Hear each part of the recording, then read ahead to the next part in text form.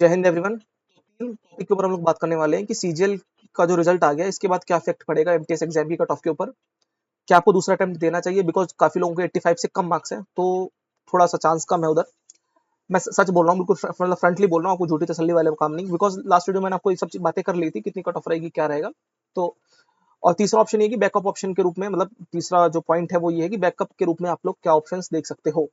बहुत से लोग बोल रहे थे कि भी आरटीआई का डेटा आ गया, इतने लाख लोग अपीयर करे थे और ये सब। देखो, आरटीआई का डेटा आने से कोई भी एक पैसे का फर्क नहीं पड़ने वाला, ठीक है। ये सब फालतू की चीजें हैं, ये सब यूट्यूब पे आपको पट्टी पढ़ाई जाती है कि देखो आरटीआई का डेटा आ गया, इतने थोड़े लोग 3 लाख ही लोग एग्जाम में अपेयर करें। अरे भाई, आपको एक बात समझनी, जो लोग, अगर आप लोग एग्जाम कॉम्पिटेटिव एग्जाम की दुनिया में हो सालों से, तो आप ये बात समझते होंगे कि सिर्फ 50,000 लोग हैं हिंदुस्तान में जो जेन्युइन कंपटीशन है। कोई भी कॉम्पिटेटिव एग्जाम हो, ये 50,000 बंदे हैं, ठीक है। आपको ये वही दिखेंगे, वही आपको बैंकिंग में दिखेंगे, वही आपको सीजल में दिखेंगे, वही हर जगह बेचारे भटक रहे हैं कि नौकरी लग जाएगा। 50,000 से 1 लाख के बीच में बच्चे होंगे बस, मैक्सिमम पूरे इंडिया में, जो जेनुअनली पढ़ रहे हैं, तमीज से पढ़ रहे हैं, ठीक है। बाकी यही बंदे आपको दिखेंगे सिलेक्ट होते हुए, यही मैं आपको बता दूं।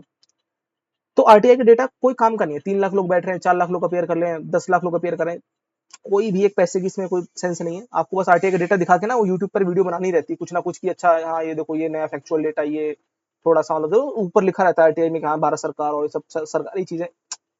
समझो मेरी बात को, वो नॉलेज पूल वाले जो बंदे होते हैं ना, 50,000 1 लाख, वही है बस ढंग के बंदे। तो आरटीआई के डेटा से एक पैसे का फर्क नहीं पड़ेगा कट ऑफ के ऊपर। चलो ठीक है, सीजीएल का रिजल्ट आ गया है। अब इससे फर्क ऐसे पड़ेगा कि अभी ना एफआरटीए करके first round of tentative allocation ये अभी जारी हुई है। तो कुछ लोग जिनको मतलब जॉब लेनी होगी तो इसमें ले लेंगे, फिर वो लोग मतलब फ्लोट करेंगे, वो लोग फाइनल राउंड में ले लेंगे। कुल मिला के बात ऐसी है कि इसके बाद अब रिजल्ट आएगा एमटीएस का।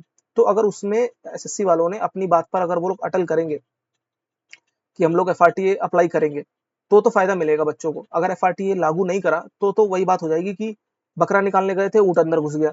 तो एक प्रॉब्लम सॉल्व करने गए थे कि नहीं यार, एमटीएस में सारी सीटें फिल होनी चाहिए, तो फिल भी नहीं होगी, कोई मतलब नहीं रह जाएगा। बिकॉज इसमें से 2-3 हजार बंदे ऐसे हैं जो सीजल में सिलेक्ट हो चुके हैं और उन्होंने एमटीएस का एग्जाम दिया है, अच्छे नंबर भी हैं उनके। समझ रहे हो? तो वही वाली, तो समझ रहे हो उस कहावत से आप लिंक कर पा रहे हो कि ना, ये रीजन होगा कि कोई मतलब नहीं है फिर एफआरटीए का। क्योंकि बिकॉज लोअर जो पोजीशंस होती हैं इनमें ज्यादा मतलब चांसेस होते हैं कि ये यहाँ पर सीटें वैकेंट रहेंगी। एनीवेज देखते हैं एसएससी क्या करता है, जस्ट वेट एंड वॉच। इस महीने के एंड तक, अप्रैल के एंड तक आप लोग एक्सपेक्ट कर सकते हो कि हवलदार की जो लिस्ट है फिजिकल वाली वो आ जाएगी। कट ऑफ मैंने आपको लास्ट वीडियो में बताई दी थी, उसी कट ऑफ की मैं अभी भी स्टिक करूंगा। और एक आध नंबर उसमें ऊपर नीचे मतलब कम हो सकता है, कम ही होगा बिकॉज आफ्टर सीजन रिजल्ट अगर एफआरटी आ गया तो एमटीएस में तो ही होगा, अदरवाइज वही कट ऑफ रहेगी। अब वो नॉर्मलाइज कट ऑफ मैंने आपको बताया, मैं रिपीट भी चलो कर देता हूँ एक बार, बिकॉज कुछ बंदे अभी डायरेक्टली देख रहे होंगे। तो 105 से 1010 के बीच में यूआर की कट ऑफ, ये नॉर्मलाइज कट ऑफ है। अभी पूरी सारी कट ऑफ देख लो, उसके बाद मैं आपको बता देता हूँ ऐसा क्यों है। 105 30 से 105 ओबीसी एंड ईडब्ल्यूएस, 98 से 100 एंड 92 से 96, ये एससी एंड ये एसटी, ये नॉर्मलाइज कट ऑफ है। ये कट ऑफ 110 नहीं लिखी हुई है भाई, ये लिखी हुई है 120 नंबर, ठीक है। ये ओल्ड वाली पैटर्न, ओल्ड नॉर्मलाइजेशन के हिसाब से, ये न्यू नॉर्मलाइजेशन के हिसाब से ये 105 नहीं लिखा हुआ है, ये 116 118 लिखा हुआ है, ठीक है। ये बात आपको समझनी है, ये नया नॉर्मलाइजेशन का जो फॉर्मूला है उसके अकॉर्डिंग है। अच्छा, दूसरा अटेम्प्ट देना है कि नहीं देना है? बहुत से बंदे ऐसे जिनके मार्क्स अच्छे नहीं आए, और ऐसे होंगे भी, मेजोरिटी ऑफ द बंदे होंगे जो लोग फर्स्ट टाइम अटेम्प्ट दिया होगा, इतने अच्छे नंबर नहीं आए। तो देखो, अगर 85 से नंबर कम है, कोई भी कैटेगरी हो, अगर 85 से नंबर कम है तो नहीं होगा, सीधी बात। अगर आपको बहुत ही मतलब किस्मत के आप धनी हो, बहुत ही लक आपको फेवर कर जाए, मान लो आपकी शिफ्ट में 3-4 क्वेश्चन गलत हो जाए, बोनस मिल जाए सबको, और उसके बाद आपकी शिफ्ट बहुत एक्सट्रीमली टफ है, ठीक है, और नॉमिनेशन में आपको बहुत ज्यादा मार्क्स मिल जाए, और एफआरटी एमटीएस में अप्लाई हो जाए, और जो वैकेंसीज हैं वो 10,000 हो जाए ओरिजिनल वैकेंसीज, तो 12,000 लोग सिलेक्ट होंगे। तो फिर 85 वालों को चांस बनता है, जो कि इतने ज्यादा प्रोबेबिलिटीज है, तो बहुत कम चांसेस है। आप लोग ना ही मान के चलो, ठीक है, नहीं नहीं होगा इतने में। अगर हो जाएगा तो वेल एंड गुड है, चले जाना, ज्वाइन कर लेना। अब दूसरा अटेम्प्ट देना कि नहीं देना, ये थोड़ा सोचने का विषय है। मैं 2 शब्द इसमें अपने बोलूंगा। तो मेरी पीस ऑफ एडवाइस इतनी सी है, अगर आप लोग देखो कि आपकी कमी कहाँ रह गई, पहले ये समझने की आवश्यकता है, ठीक है। जैसे पिछली वीडियो में मेरे पे लोग चढ़ गए थे कि यार आपने करंट अफेयर नहीं कराया, इसलिए वो काफी ज्यादा इफेक्ट पड़ा। लेकिन मजे की बात है, करंट अफेयर इस पर डोमिनेट ही नहीं करा, मतलब करंट अफेयर डिसाइडिंग फैक्टर था ही नहीं। आ गए होंगे क्वेश्चन थोड़े मोड़े, वो भी क्वेश्चन ऐसे थे मतलब आउट ऑफ द बॉक्स, कोई बंदे कर भी नहीं पा रहे थे, कुछ लोग कर भी पा रहे थे, इतने ईजी थे कि सबको आते थे।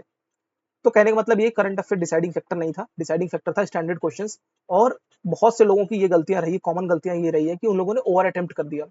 ओवर अटेम्प्ट हमेशा आपको एमटीएस में लेके डूबेगा, ये बात आप लोग समझते ही होंगे अच्छे से। ओवर अटेम्प्ट करोगे तो 1/3 की नेगेटिव है ना, दिक्कत ही है यार।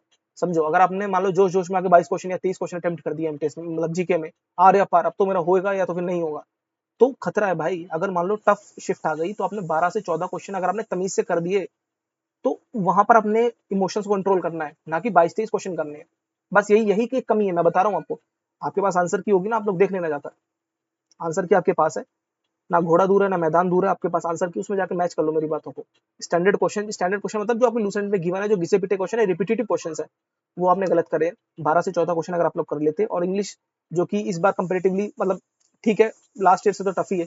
लास्ट ईयर से जीएस इंग्लिश दोनों टफ थी, ठीक है। जीएस थोड़ी बहुत कह भी सकते हैं आसान है, लेकिन इंग्लिश तो काफी ठीक ठाक लेवल था। तो आप ये पाओगे कि भाई जो ओवर अटेम्प्ट वाली दिक्कत है ना, वो जीएस में हुई है। और इंग्लिश में अगर कोई एक मेन इश्यू जो रहा है, वो कॉम्प्रिहेंशन वाला पार्ट जो होता है ना, कॉम्प्रिहेंशन वाला पार्ट देखो ये होता है, एक तो अनसीन पैसेज होता है, और एक होता है पीक्यूआरएस जिसको जंबल वर्ड कहते हैं। ये सब कॉम्प्रिहेंशन के पार्ट होते हैं, कॉम्प्रीहेंड करना होता है आपको, शब्दों को पढ़ के दिमाग में सोचना पड़ता है कि कैसे इसका तुक बनेगा, ठीक है। कुछ लोग सोचते हैं कि कॉम्प्रिहेंशन केवल अनसीन पैसेज होता है, ये भी कॉम्प्रिहेंशन का ही पार्ट है भाई, रीडिंग का ही पार्ट होता है पीक्यूआरएस वाला। इसमें आपको बनाना पड़ता है एक पूरा सेंटेंस। अच्छा, मैं हमेशा से बोलता था कि भाई द हिंदू वगैरह पढ़ लो, क्योंकि ना मैं फ्री वाली चीज बताता हूँ, तो फ्री चीज थोड़ा दिमाग में कम चढ़ती है लोगों के, कि नहीं नहीं ऐसे कैसे। तो द हिंदू में बोलता था कि द हिंदू पढ़ लिया करो, और इससे आपकी बहुत ज्यादा ही एक्सेप्शनली अच्छा स्कोर आप करोगे। तो शायद कुछ लोगों ने फॉलो किया भी होगा, तो इंग्लिश में अच्छा उनको रिजल्ट देखने को मिला होगा। लेकिन अभी जो ना सीएचएसएल की आंसर की आई है, तो उसमें एसएससी ने भी मेंशन करा है कि सोर्स कहाँ से है, तो उन्होंने भी द हिंदू मेंशन करा है बहुत सारे पैसेजेस में। तो अगेन, अब तो मैं बोल रहा था, तो एसएससी भी बोल रही है, तो थोड़ा उस चीज को संज्ञान में लो, और आप कोशिश करो कि आप इसको अप्लाई करो, ठीक है। तो ये देखने के बाद आप दूसरे अटेम्प्ट की ओर जाना। मान लो आपके बहुत ही बेकार नंबर है, या फिर बाय तुक्के से आपके नंबर आ गए, मान लो आपके तुक्के से 88 नंबर आ गए। अब तुक्के का मतलब ये कि इंग्लिश में आपका ठीक ठाक स्कोर नहीं था, लेकिन जीएस में आपने कुछ गेस मारे और गेस सही हो गए आपके। तो थोड़ा सा सोच लेना कि तुक्के से सिलेक्शन नहीं होगा एमटीएस में, बिकॉज इस साल आपका तुक्का काम कर गया। अगले साल क्या पता जीएस में वैसे क्वेश्चन ना आए, समझ रहे हो। अगर जेनुअनली तैयारी वाले बच्चे हो, अगर आप आपके 66 नंबर आ रहे हैं इंग्लिश में, तो आप एक डिसेंट तैयारी पर हो इस समय, आपको 23 क्वेश्चन आते हैं इंग्लिश में 25 में से, और फिर जीएस में थोड़ा इंप्रूवमेंट करना है, तो आप दूसरा अटेम्प्ट देने के लिए फॉर श्योर जाओ। एक छोटी सी बात इसमें, एक थोड़ा सा कैविएट ये है कि एक छोटा सा शर्त ये है कि दूसरा अटेम्प्ट जब भी देना आप लोग, जब आपके पास एक और एग्जाम पैरेलल में हो, ठीक है। अब सोलोली आप इस एग्जाम की तैयारी नहीं कर सकते हो, ठीक है, क्योंकि एक अटेम्प्ट आप दे चुके हो ना। अगर आप फर्स्ट टाइम दे रहे हो तो फिर भाई इसी को देना, फिर तो पूरी जी जान लगा दो एमटीएस में, कर दो आर या पार बिल्कुल।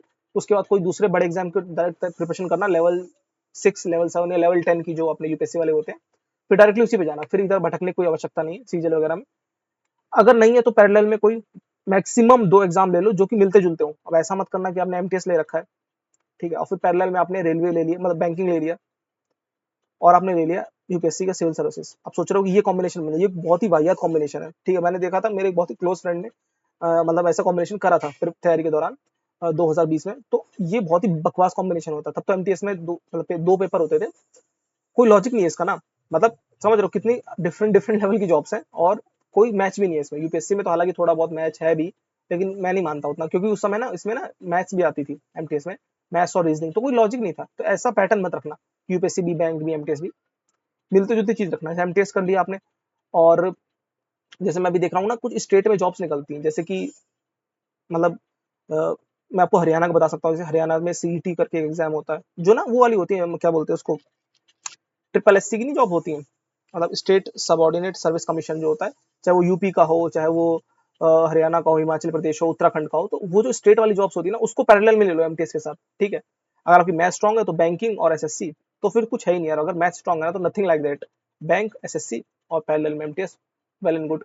तो ये चीज पैरेलल में रखना, मेरे कहने का मतलब ये, अगर आपने इस बार अटेम्प्ट दिया है और आपके 85 80 के अबव मार्क्स है तो, और वो भी जेन्युइनली है, तुक्के से नहीं आए।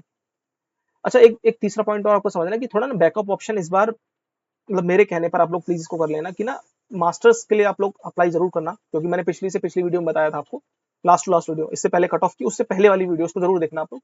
सीयूईटी एग्जाम होता है ना, उसके लिए थोड़ा सही से प्रिपेयर कर लेना, पहले डिसाइड कर लो इस साल का सीयूईटी देख लो, मतलब इस साल वाला जो नोटिफिकेशन था, कि कौन कौन से अच्छे अच्छे कॉलेजेस हैं। जैसे बीएचयू भी आपको मिल सकता है, ठीक है, बीएचयू भी से पार्टिसिपेट करता है। इसके अलावा IMC, Indian Institute of Mass Communication, और IIPS, Indian Institute of Population Sciences, Tata Institute of Social Sciences, test, ये बहुत ही मतलब समझ रहे हो, एक अलग ही लेवल के कॉलेजेस हैं, और ये सब सीयूटी से मिलते हैं। एक इंदिरा गांधी का भी कॉलेज है, मुझे इसका नाम याद नहीं आ रहा, इंदिरा गांधी, वो एमएससी कराता है इकोनॉमिक्स में। तो मोस्टली ह्यूमैनिटीज बेस्ड कोर्सेज कराते हैं, तो ना इनको अंडर एस्टिमेट मत करना भाई, ये कर लोगे तो ये भी एक अच्छा करियर ऑप्शन बन सकता है आपके लिए। अगर हमने लाइफ साइंसेस मतलब बॉटनी, जूलॉजी, इन सब में आपने कुछ करा है ना, तो इसके लिए भी थोड़ा सा सीरियस हो जाओ, यहाँ भी बहुत ज्यादा स्कोप है। तो मतलब कहने का मतलब ग्रेजुएशन के जो करा है उसको थोड़ा सीरियस लेने की कोशिश करो, हो सकता है, इतना मुश्किल नहीं है।